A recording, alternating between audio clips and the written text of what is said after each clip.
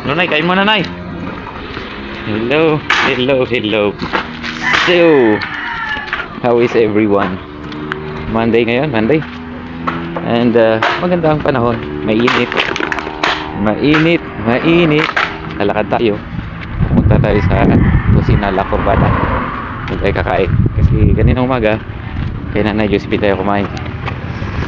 Tawid tayo sa kabila kasi ano, landong sa kabila. Okay, yan, safe. Okay, so let's go. Let's go, let's go. Kumusta ang lahat? Sana ayos ang lahat. Dito sa ano, ito pa, nakakabis na tayo. So far, so good naman. Ito ang napakahirap sa tulad natin. Isa tayong lumibang bayan, Filipino worker. Ay! Para tayong nag-abroad nito. Pero ang sweldo natin ay pang Pinas lang. Naiwan natin yung pamilya natin, layo sa ating feeling. Oo, ganyan talaga. Yung trabaho ko kasi na ito, bago pa lang ako pumasok kasi sinabihan na kami. Sumuba talagang itong trabaho na to. Ika ng boss. Alam mo naman, yung trabaho eh, palipat-lipat ha. Sometimes you'll be assigned in Visayas. Oh, ito na nga. Ito na nga, dumating na nga. Yan, swerte pa ng pandemic. Maganda ng pandemic kasi napigilan yung movement ng tao. So, kahit pa paano eh, tumagal ako sa isang station namin. Eh ngayon, back to normal na ang takbo ng panahon. Eh, yan. Expect. Saan ka na makarating ito? Eh, ganda pa dati, binata pa tayo. Yun, may pamilya na. Mahirap mag-iwalay sa pamilya. Na hindi ako magkasakit dito, patay ako nito. Nagkasakit, walang mag-aalaga. Yung pamilya ko din doon, kung sila nagkasakit, wala din ako. Pero lapit na tayo. Kakain muna tayo. Ay. Ay. Hello, Sote. 179-1168. Gulang pa? Yes sir, meron pa konti. Yang ano? 991. Ari yung QR. Ay, ito. Ano to, no? Gabi, no? Tama ba? Takway sir. Ano bang takway?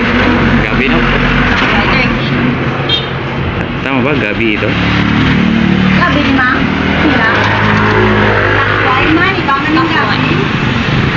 Sige, subukan natin yan. Hindi mahingi ng sabaw. Hinga ako ng sabaw, ha?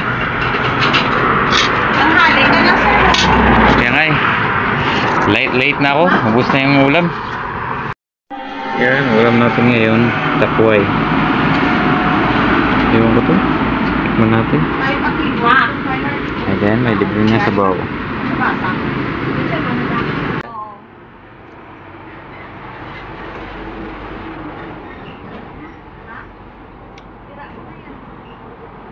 Okay, sarap nito.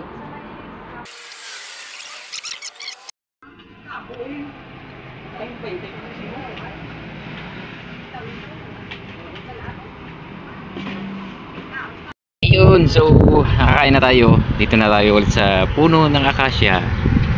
Yan, siguro sa mga lunch vlog ko madalas na ito. Gawin natin itong regular tambayan kada lunch. So ayun, yung naputol na kwento natin tungkol sa trabaho natin na palipat-lipat. Ganyan talaga. Kailangan lang talaga mag-adjust ng mag-adjust ng mag-adjust ng mag-adjust. Ilipat ka sa isang lugar, bali doon. At syempre, hindi kahit pare-parehas yung trabaho, yung setup. Pagdating sa isang lugar, medyo naiiba pa rin. Hindi perfect na makakapi yung previous na pinagdutihan mo. Kaya talagang mag-a-adjust ka ng mag-a-adjust. So, kahit pa paano, nakatagal na rin tayo. Lampas 10 years na rin tayo sa trabaho natin. Yun lang at yung challenge ng ano, iba na pag may pamilya na talaga. Papaisip ka na. Kasi lagi mo nang naiiwan sila, lagi mo nang ano. So ganyan talaga ang buhay. Hindi natin alam ano pang mangyayari sa atin. Talagang magsumikap na magsumikap. At sa ngayon, ito muna yung talagang main source ng income natin, main source ng ano natin, kinabubuhay ng pamilya natin, puputihin natin. Sa mga katulad ko na ito, nahiwalay sa pamilya, nahiwalay sa mga OFW talaga. Ako UFW eh. Talaga OFW talaga. Tayo lagi.